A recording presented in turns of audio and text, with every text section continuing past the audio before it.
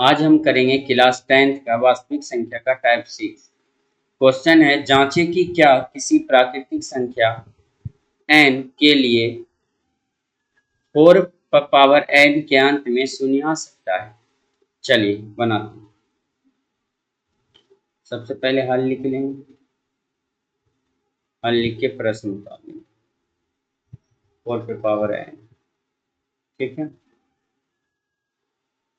चलिए, सबसे पहले 0 आ सकता है। जांच करने के लिए क्या करना होता है? सबसे पहले माना, n का मान मानना होगा आपको। कहाँ तक चेक करना है? आपके मन पे रहे। तो माना n का मान मान लेते हैं 1, 2, 3, 4 तक जांच करते, देखते यहीं तक आता है, डॉट डॉट डॉट डॉट, ठीक है। अब सबसे पहले क्या करेंगे, n का मान ले लेंगे कितना, 1। n का मान 1 पर जांच करें, ठीक है। n का मान कितना जांच करेंगे, 1। चलिए रखते हैं, क्या रखते हैं, n जहां चाहे वहां क्या रखेंगे, 1। अच्छा, 4 पे पावर 1 का मतलब क्या होगा, 4। और 4 का फैक्टर क्या होता है? तो 4 का फैक्टर होता है 2 इंटू 2। फिर n का मान कितना ले लेते हैं, 2, ठीक है। 2 ले लेते हैं, n का मान 2, तो माथा पे कितना हो जाएगा, 2। तो 4 कितने बार है, 2 बार है। तो 4, पहला 4 में 4 का फैक्टर क्या होगा, 2 इंटू 2।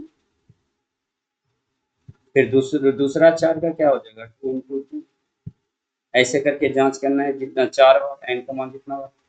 अब 3 बार जांच कर लेते हैं। तो 4 पे पावर 3, तो 4 कितने बार, 1, 2, 3। 2 का फैक्टर क्या हो जाएगा, 4 का फैक्टर क्या होगा, 2। फिर 4 का क्या होगा, 2। ओके, इसको सॉल्व से कर। फिर एक 4 है, हो गया। फिर एक 4 पर जांच करते हैं।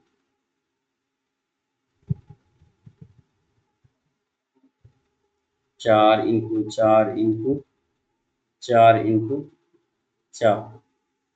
चलिए इस 4 का फैक्टर करते हैं, 2 इंटू 2, 2 इंटू 2,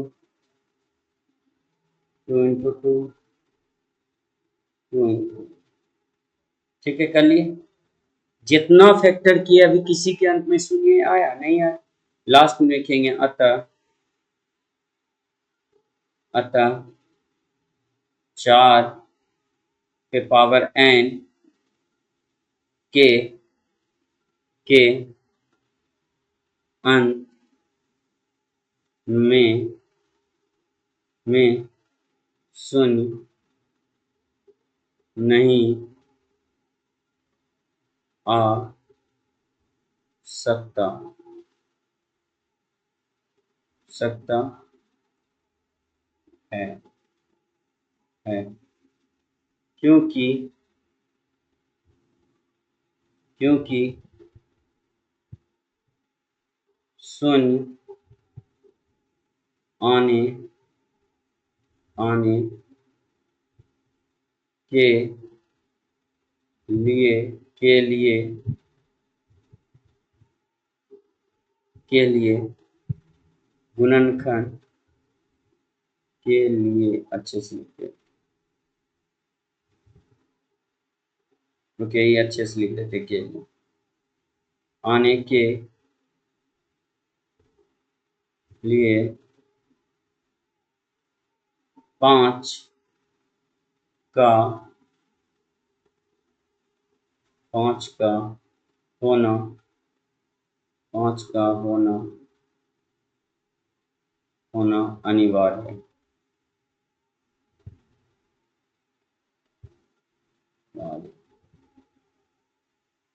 ठीक है, चलिए एक और क्वेश्चन इसी पे करते हैं। एक क्वेश्चन ले लेते हैं, क्या यही पे लेते हैं, बस यहाँ दे देते हैं क्या, 6 पे पावर n, 6 पे पावर क्या देते हैं, n, ठीक है। 2 नंबर ले लेते हैं और दे देते हैं क्या, 6 पे पावर n।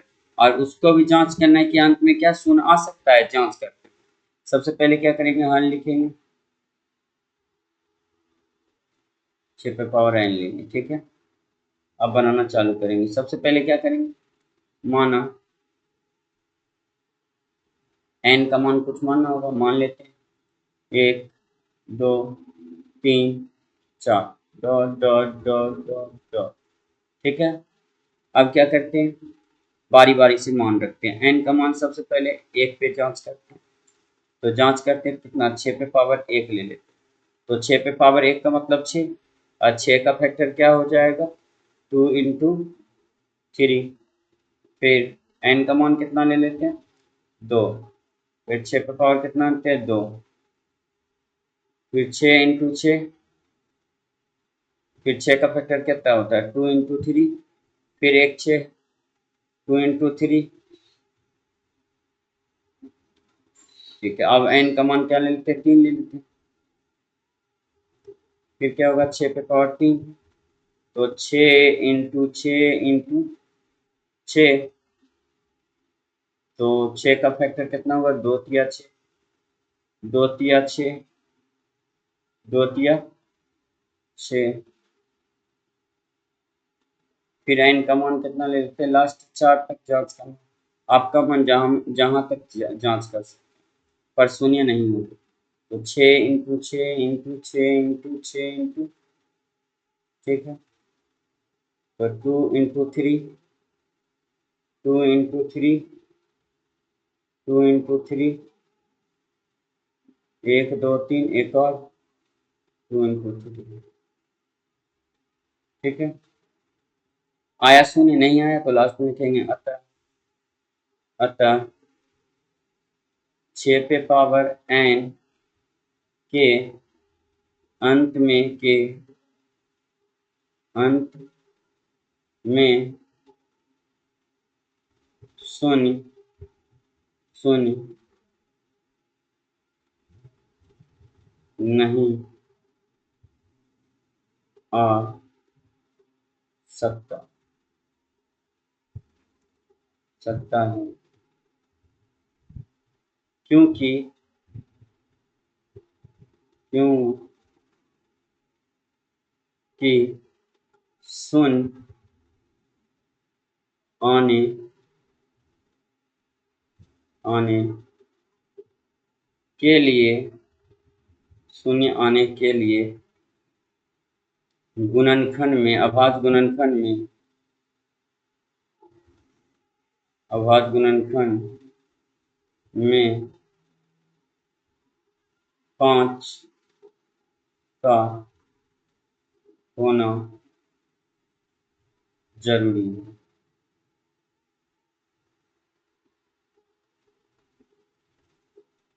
बस हो गया जांच, ठीक है।